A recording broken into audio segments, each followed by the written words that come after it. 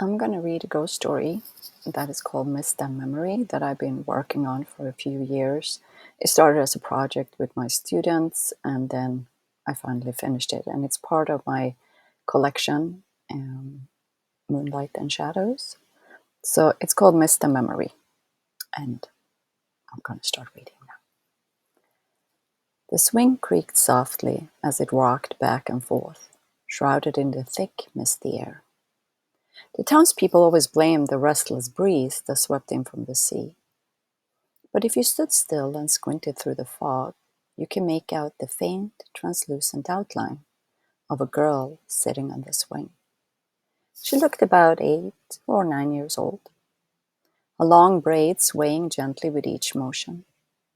Dressed in faded overalls, she dragged her bare feet lazily through the wet sand, leaving faint trails that vanished almost as soon as they were made. Her head lolled back as if she were savoring a memory only she could see. Her name was Emma, or at least she thought it was. The memory was becoming hazy, like the mist around her.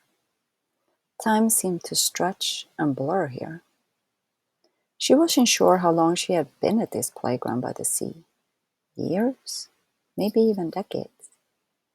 In the beginning, she had been so confused and sad, wondering why the other children wouldn't play with her. She'd reach out, but they passed right through her as if she wasn't even there. Slowly it dawned on her that she wasn't quite like them anymore. She was a ghost. And that discovery hadn't been as terrifying as one might think. In fact, Emma had found it fascinating. It meant she could stay in her favorite place forever, the playground with its rusting slide, moss-covered monkey bars, and the great oak trees she used to love climbing. Even on days like today, when the fog hung heavy and there wasn't a soul in sight, she felt a strange contentment just being here. When families did visit, she had her own kind of fun. She'd hover behind little kids struggling to pump their legs on the swing and give them a tiny, invisible push. The joy on their faces made her giggle every time. If a child was being mean or unkind, she'd creep up behind them, lean in close, and whisper something sweetly in their ear. The bully would permanently straighten up and become kinder, much to the parents' bewilderment. Emma's favorite pranks, though, were reserved for the grown-ups. She hid their phones in their bags or tipped over their coffee cups, watching with a gleeful grin as they scratched their heads in confusion. It made her feel part of things, like she still mattered. But on days like this, when the mist curled around her like a shroud, she sometimes caught fleeting glimpses of her past, like blurred snapshots. She remembered the day it had happened. The playground had been buzzing with life. Her mother had been with her, calling out not to climb too high in the oaks. Emma hadn't listened. The rain had made the branches slick, and she had loved the challenge. But then her foot slipped, and she felt herself tumbling, falling through the air. Her mother's scream echoed in her mind, piercing and desperate. That was the worst part. Hearing her mother scream, feeling the impact, and then nothing. Everything had gone white, warm, and soft. When she opened her eyes again, she had been standing in the playground, but no one could see her anymore.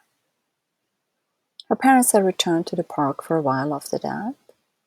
Emma would stand beside them, stretching out her hand, trying to say, "I'm okay, I'm right here." But they never heard her. Gradually, the visits stopped. The new families who came to the park had no idea she was there, except for a few children who would sometimes glance her way with wide, uncertain eyes. "Emma," a voice drifted through the mist, like a lullaby. She stilted a swing, halting as if in response.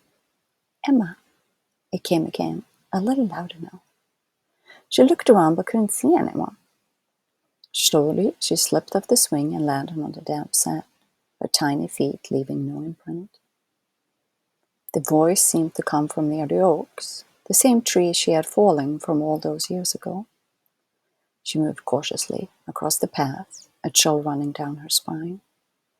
She saw a shimmering golden light between the trees, swirling and beckoning.